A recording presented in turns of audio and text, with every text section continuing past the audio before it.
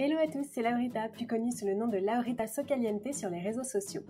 Coach certifiée, je partage quotidiennement avec des milliers de personnes des conseils de développement personnel pour les aider à révéler pleinement leur potentiel infini. Je vous ai fait récemment une vidéo dans laquelle je parlais de faire la promotion de ces produits. Si vous ne l'avez pas encore vu, je vous invite à le faire et je vous le mets dans les notes du podcast et de la vidéo. Aujourd'hui, on va parler d'argent et plus particulièrement du mindset par rapport à l'argent. Pourquoi ? Parce que je suis en train d'organiser une retraite de développement personnel / humanitaire et que j'ai organisé un sondage sur ma communauté Instagram pour savoir si les deux éléments pour vous étaient compatibles ou pas. Et les réponses m'ont grandement intéressée, donc je vais partager tout ça avec vous. Avant de commencer, j'aimerais vous poser une question que ma coach m'a posée. Quelles sont vos pensées par rapport à l'argent ? Qu'est-ce qu'on vous a dit quand vous étiez jeune par rapport aux gens qui avaient de l'argent ?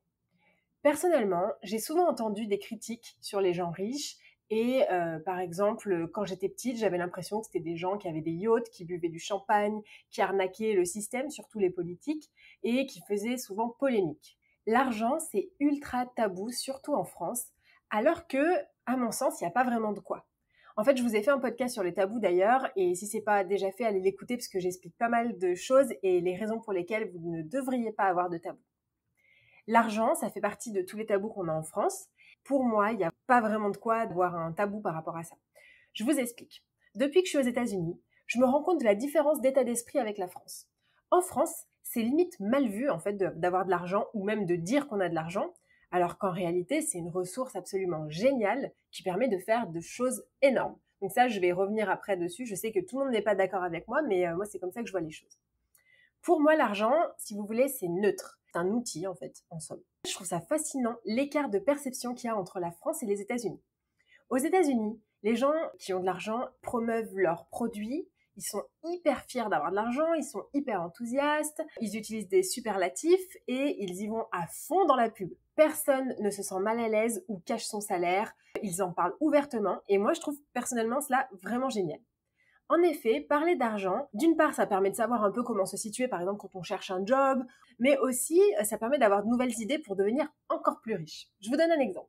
J'ai échangé lors d'une conférence l'année dernière avec une coach en immobilier à Miami et elle m'a expliqué comment investir dans les entreprises, surtout aux États-Unis, pour en fait devenir actionnaire. Elle m'a expliqué combien elle gagnait par an grâce à ça.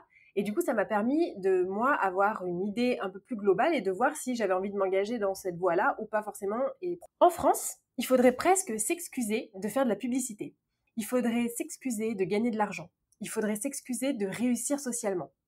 En fait, il faudrait limite se sentir mal et cacher le fait qu'on réussit. La réussite sociale, c'est quelque chose qui est extrêmement critiqué en France et je vous ferai un podcast aussi là-dessus. J'ai tellement de choses à vous dire, ça ne tiendrait pas dans un seul podcast. Donc, pour en revenir à l'argent, c'est ni bien ni mal, l'argent c'est neutre. L'argent, il a la valeur qu'on lui donne. C'est simplement que nous, dans notre société, on s'est tous mis d'accord, à la base, pour dire que 100 €, ça vaut tant. Mais en soi, c'est totalement fictif. D'ailleurs, la preuve, c'est que sur votre compte en banque, vous n'avez absolument rien, vous avez juste un chiffre affiché. Mais en fait, ce chiffre-là, il veut dire ce que nous, comme société, on a décidé qu'il voulait dire. Et j'ai récemment fait un sondage sur Instagram et j'ai trouvé les résultats hyper intéressants, alors je vous les partage ici. Premier constat, j'ai demandé à partir de combien les gens se considèrent riches. Donc combien d'euros par mois tu te considères riche. J'ai eu des réponses allant de 2 000 à 100 000 € par mois. Ça veut dire que la richesse, c'est hyper subjectif. En fonction d'où vous êtes, d'où vous en êtes dans votre vie, dans votre style de vie, dans celle de vos parents, dans vos croyances, etc. Je vais vous donner mon propre exemple. J'en parlais justement ce week-end avec des amis. Quand j'étais étudiante, j'habitais à Londres. Donc, by the way, Londres, c'est une ville hyper chère. Si vous n'y êtes pas allé, je vous la conseille fortement, mais mettez de l'argent de côté. Et j'avais quasiment pas de revenus, puisque j'étais étudiante, j'avais un petit job dans un bar, mais voilà, c'était pas non plus énorme comme revenu. Et j'étais toujours à 0 sur mon compte. Donc, c'est-à-dire que je consommais l'intégralité de mes ressources financières. Ensuite, j'ai pris un job dans une entreprise dans le luxe à Paris. Et là, je gagnais 2 400 € par mois. Et pour autant, chaque fin de mois, j'étais quand même à 0. Et une chose importante, en fait, sur l'argent, c'est que plus on en a, et plus on en dépense. Et en fait, plus notre niveau de vie grandit à mesure qu'on a de l'argent. Autre chose, c'est que 10 000 € par mois peut sembler énorme quand tu vis, par exemple, en Thaïlande. Alors que quand tu vis aux États-Unis, par exemple, si tu vis à San Francisco, et ben ça paraît pas si énorme que ça. Je reprends mon exemple. Quand j'habitais vers Grenoble, que je suis arrivée à Paris, j'étais effarée du prix des loyers à Paris. Pour moi, mettre 1 000 € dans un loyer, c'était absolument n'importe quoi. Quand j'étais à Grenoble, je payais 400 €. Et puis même payer des cocktails à 18 €, des salades à 15 € chez Cogent, etc. Je trouvais ça hyper cher. Avec le temps, du coup, je me suis un petit peu habituée. Et puis, j'ai gagné en responsabilité et j'ai pris un autre job et mon salaire a augmenté. Et du coup, Paris me semblait pas si cher finalement.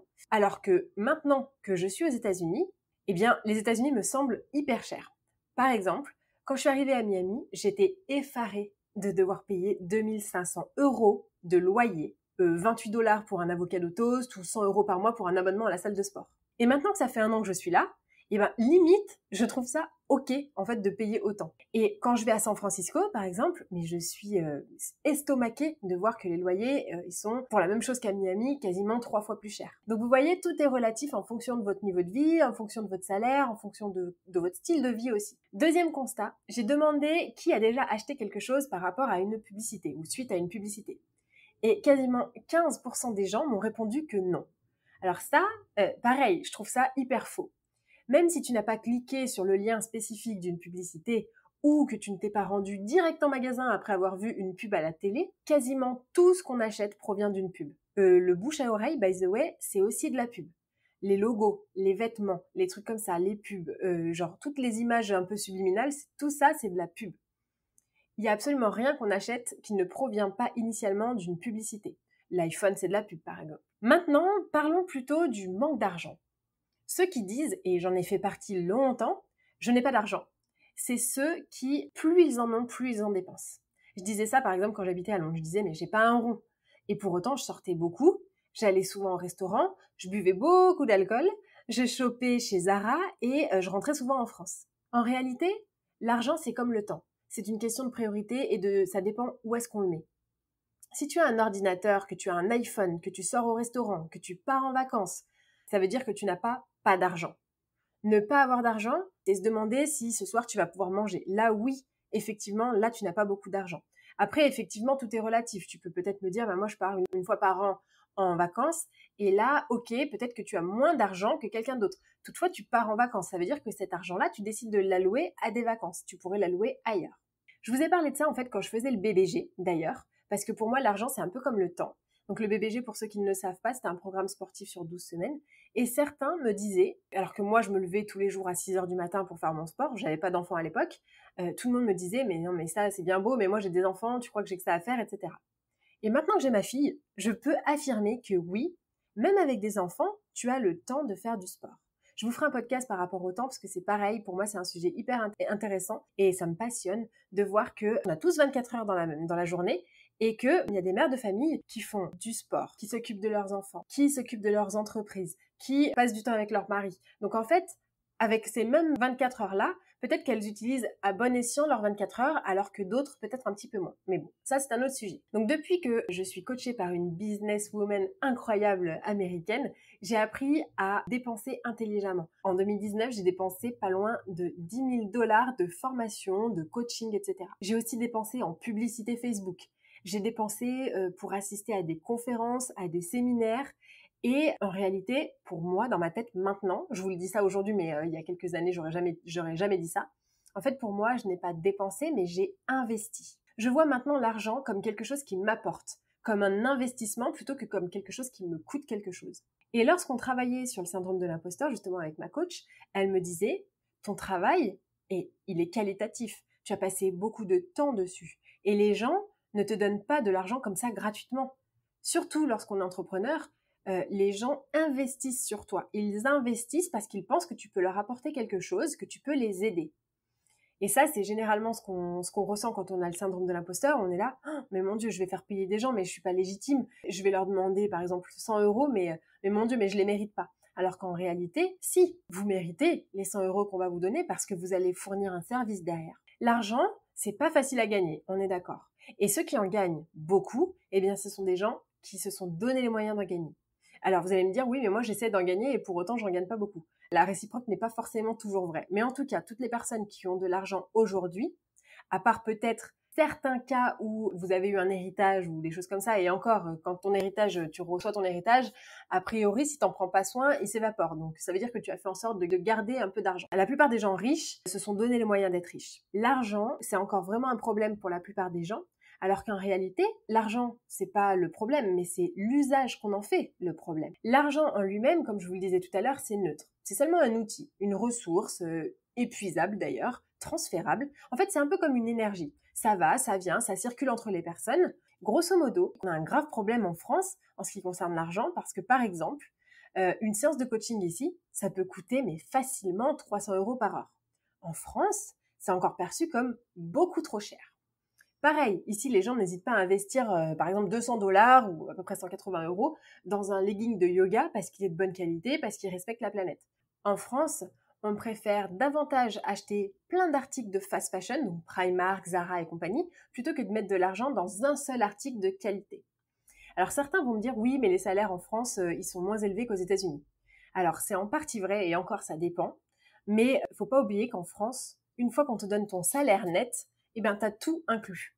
Ici, quand par exemple tu reçois ton salaire net, après tu as des taxes fédérales qui s'appliquent, mais en plus il faut rajouter la sécu, l'assurance chômage, le pourboire à chaque fois que tu consommes quelque chose, parce que ici c'est quasiment obligatoire. Les loyers sont 1000 fois plus élevés, donc au final je pense que les styles de vie se valent. Quand les gens disent c'est trop cher pour quelque chose, c'est seulement qu'ils estiment que la valeur qu'ils perçoivent de cette prestation ou de ce service ou de ce produit, la valeur perçue, elle est trop élevée par rapport à ce qu'ils ont décidé d'investir. Si par exemple je croise un mec comme ça demain qui me dit je te coach pour 1000 €, 5 heures, je vais lui dire c'est beaucoup trop cher. Maintenant, si je croise Tony Robbins qui me dit la même chose, je vais sûrement accepter. Pareil, si demain je te vends un téléphone dont tu n'as jamais entendu parler à 1000 €, tu vas me dire non merci. Par contre, si je te propose un iPhone, tu vas me dire oui. Et si je te propose un iPhone à 10 € par contre, peut-être que tu ne vas pas le prendre parce que tu vas te dire que c'est une arnaque. Par exemple, les formules que je propose en coaching ou même pour Flourish, j'ai conscience que c'est un investissement. Je sais que ça demande beaucoup pour certains, mais je propose ça à ce prix-là parce que je sais que mon accompagnement est de qualité et qu'il est haut de gamme. Ceux qui me disent c'est trop cher, j'ai envie de dire que j'ai pas forcément envie de travailler avec eux parce que ça veut dire qu'ils ne sont pas prêts à investir en eux-mêmes et surtout qu'ils n'ont pas compris ce qu'ils vont gagner à travailler avec moi. Non pas en argent, mais en qualité de vie. Et ça se trouve du coup, par conséquence, en argent. Par exemple, aujourd'hui j'ai besoin d'un coach en business. Donc je vais payer un coach business avec l'argent que j'ai reçu des personnes que j'ai coachées en nutrition et en développement personnel. Ces personnes-là, elles avaient besoin d'un coach nutrition, développement personnel. Je les ai coachées, elles m'ont payé. Et elles ont été peut-être payées, par exemple, par leurs clients qui avaient besoin d'une manucure, d'un conseil en droit du travail, si elles sont avocates ou d'autres choses. Donc, ces clients, par exemple, si cette personne est avocate, la personne que j'ai coachée, elle est avocate, elle a été payée par d'autres clients qui avaient un besoin de... Et cette personne qui avait besoin de compétences en justice, elle est peut-être organisatrice d'événements, donc elle a peut-être facturé quelqu'un d'autre qui avait besoin d'organiser un événement, et ainsi de suite. Vous voyez où je veux en venir. Et l'argent, donc, tourne, et c'est une bonne chose. Donc je pense qu'il est important de se poser les bonnes questions. Quand on dit quelque chose est trop cher, mais il est trop cher par rapport à quoi? Quand on dit que c'est trop cher, est-ce que c'est trop cher pour ce qu'on a envie d'obtenir? Je me pose toujours la question en fait de savoir si ce service va me coûter tant, mais qu'est-ce qu'il va me rapporter? Quand j'ai payé mon diplôme à Harvard, alors oui c'est cher, mais vu ce que ça m'apporte, si demain il fallait que je recommence, je recommencerais mais les yeux fermés. Donc l'argent, c'est un investissement. Tu rends quelque chose aux autres. C'est un échange de bons procédés. Pensez à vos dépenses. Si, admettons que vous gagnez 30 000 € par an, admettons que vous habitez à Paris, vous avez quasiment 12 000 € qui partent dans votre loyer. Oui, je sais que ça fait mal d'entendre ça, mais pourtant c'est la vérité. Il vous reste 18 000 €. Qu'est-ce que vous faites avec cet argent? Ok, vous mangez, vous partez en vacances, vous allez faire des soirées, vous achetez des biens de consommation comme une voiture, un téléphone, un abonnement peut-être pour le métro si vous êtes parisien. Donc, si vous n'êtes pas bien dans votre vie, ou que vous souhaitez par exemple vous reconvertir, combien d'argent êtes-vous prêt à mettre pour changer de vie? Pour vous lever chaque matin avec le sourire, avec l'envie de soulever des montagnes. Cet argent-là que vous mettez par exemple dans le téléphone, vous pouvez prendre un Nokia 3310 qui vous coûtera peut-être à ce jour 30 € à la place d'un iPhone et du coup investir dans une formation. Ou si par exemple vous avez une voiture, vous pouvez revendre votre voiture et peut-être investir dans un coach qui va vous permettre d'être rentier par la suite. En gros, vous décidez de ce que vous faites avec votre argent. Et ça, c'est un déblocage que j'avais au départ en tant qu'entrepreneur. J'avais peur d'investir par exemple dans un freelance. J'avais l'impression que j'allais perdre de l'argent. Et en fait, j'ai compris plus tard que ça me permettait non seulement d'en gagner, mais en plus de gagner du temps. En fait, si vous voulez, j'ai acheté le temps de quelqu'un d'autre pour m'en donner plus à moi. Personnellement, je suis prête à mettre mes vacances, mon téléphone, ma voiture, etc. de côté pour m'acheter quelque chose qui va me servir à long terme. C'est pour ça que je vous dis que depuis que je suis aux États-Unis, je réfléchis autrement et je dépense plus intelligemment. J'ai pas acheté de fringues depuis 1912 et je m'en porte finalement très très bien parce que l'argent que je dépensais dans les fringues à l'époque, maintenant je les dépense beaucoup plus intelligemment. Autre grosse différence entre la France et les États-Unis, si l'argent est mal vu, c'est aussi parce qu'on associe souvent ceux qui gagnent beaucoup d'argent aux politiques ou aux ordures de cette planète. Mais avoir de l'argent, ça permet aussi de faire plein de choses, de toucher beaucoup plus de monde, de mener à bien des projets. Avoir de l'argent, en fait, c'est juste avoir une clé. C'est avoir un outil qui ouvre des portes, ni plus ni moins. Et ça n'est pas mal, ça n'est pas bien, c'est juste avoir un outil de plus dans sa boîte à outils pour débloquer des situations. Et ça crée aussi de la valeur, ça crée des expériences, ça contribue à quelque chose de plus grand et ça peut aussi créer de belles choses. Vous pouvez parfaitement être millionnaire et être une sombre ordure, acheter des yachts, polluer et vous payer les plus grandes chasses dans les réserves naturelles animalières, ou alors vous pouvez être millionnaire et contribuer au nettoyage des océans, soutenir des associations, créer des programmes de self-coaching pour aider d'autres gens par exemple. Regardez DiCaprio, il est ultra riche et pourtant il met une partie de sa fortune au service de la planète. Autre chose, je trouve dommage qu'en France, vous me dites ce que vous en pensez en commentaire, on garde tous nos bons plans pour nous. On a l'impression que enrichir les autres, ça nous appauvrit. Et en fait, c'est dommage parce que c'est complètement faux d'une part et surtout ça nous bloque le flux d'énergie qui pourrait arriver à nous. C'est pour ça que certains n'arrivent pas à gagner de l'argent. Justement parce qu'ils pensent trop compète, qu'ils pensent trop concurrents. Et du coup, ils gardent tout ce qu'ils peuvent garder pour eux parce qu'ils ont trop peur que faire grandir quelqu'un, le faire devenir riche, ça va les faire devenir pauvres. Au contraire, plus vous donnez aux autres, plus les autres vont grandir. Et plus on est nombreux à être de bonnes personnes et avoir beaucoup d'argent, moins il y a d'argent pour les mauvaises personnes. Et alors, ceux qui pensent qu'avoir de l'argent, ça rend bête, pour être poli, je trouve ça, encore une fois, complètement faux. Ça exacerbe uniquement la personnalité que tu as au départ. Tu peux avoir de l'argent et être une bonne personne. Par exemple, regardez Oprah. Elle est ultra riche. Est-ce que c'est une bonne personne? Oui. Ça dépend seulement de qui tu es à la base. Pour moi, en fait, avoir de l'argent, ça te permet de mener à bien tes ambitions. Si tes ambitions, c'est d'avoir un yacht, d'avoir des milliards de voitures, des Lamborghini, etc., c'est ce que tu vas devenir quand tu seras millionnaire. Par contre, si ton ambition, c'est de créer une association pour aider les animaux en Afrique, tu vas pouvoir mener à bien ce projet si tu as de l'argent. Donc, pour en revenir au luxe et à l'humanitaire, je pense que ça n'est pas du tout incompatible. Tu n'as pas besoin de vivre dans les mêmes conditions que ceux que tu aides pour t'investir. Tu peux t'investir à fond dans une mission, tu peux aussi leur donner de l'argent et tu peux toujours vivre dans un endroit luxueux. Ça n'a absolument aucun rapport à mon sens. Et ce sujet m'intéresse, donc n'hésitez pas à me mettre en commentaire ce que vous en pensez, parce que je pense qu'il y a vraiment beaucoup de choses à dire. Donc je vais vous donner plusieurs conseils par rapport à l'argent. Essayez de savoir qu'est-ce que vous feriez avec 1 million. Si demain je vous donne comme ça 1 million, où est-ce que vous dépenseriez chaque centime de ce million d'euros? Ensuite, deuxième interrogation à se poser, comme je vous le disais au début, c'est quelles sont mes croyances par rapport à l'argent? Donner de l'argent à quelqu'un, ça veut dire acheter son temps. Donner de l'argent à un produit, ça veut dire vous faciliter la vie. Et en réalité, c'est ce qu'on cherche à faire. Tout le temps, tout ce qu'on fait dans notre vie, c'est pour nous faciliter la vie, nous rendre la vie plus agréable ou nous sentir mieux dans tous les cas. Donc, l'argent, encore une fois, ça n'a pas une connotation négative, sauf si vous lui en donnez une. Mais n'ayez pas peur de parler d'argent. J'aimerais passer ce message à tout le monde et surtout à tout le monde en France. Parlez de vos salaires en fait. Arrêtez de cacher votre salaire. Parlez avec vos collègues. Dites-vous combien vous gagnez. C'est pas confidentiel, c'est pas quelque chose d'intime, c'est juste un morceau de papier. Parlez, communiquez, faites tomber ce tabou parce que plus il sera tombé et plus vous pourrez justement découvrir de nouvelles façons d'en avoir ou simplement juste être payé par exemple à votre juste valeur, etc., etc. Donc, ne diabolisez pas l'argent, posez-vous les bonnes questions et surtout faites un plan détaillé de combien est-ce que vous dépenseriez pour quelle chose si vous aviez 1 million d'euros. Et c'est comme ça en fait que vous allez attirer l'argent. Certains vont vous dire aussi de pratiquer la loi de l'attraction, donc ça moi je trouve que c'est un outil vraiment cool si on le fait régulièrement et si on le fait correctement. Je vous ai fait un podcast dessus pareil, mais c'est pas parce que vous allez vous coucher tous les soirs en vous disant je suis riche, je suis riche, je suis riche que vous allez avoir de l'argent. Non, certes ça y contribue, mais c'est clairement pas ça qui va vous rendre riche. Il faut mettre aussi des actions en place, il faut faire un plan d'action pour envisager plus tard d'avoir beaucoup d'argent. Dites-moi un peu quelles sont vos pensées par rapport à l'argent en commentaire. J'espère que cet épisode vous aura plu et que ça vous a permis de voir un peu les choses autrement. N'hésitez pas à transférer cet épisode à ceux qui n'ont pas cette vision de l'argent pour voir ce qu'ils en pensent. Et surtout, ne diabolisez pas ou ne sacralisez pas l'argent. Comprenez seulement que l'argent, c'est quelque chose de absolument neutre et c'est la personne qui l'a entre les mains qui en fait quelque chose de bien ou de mal. Je vous souhaite une très belle journée et je vous dis à très vite.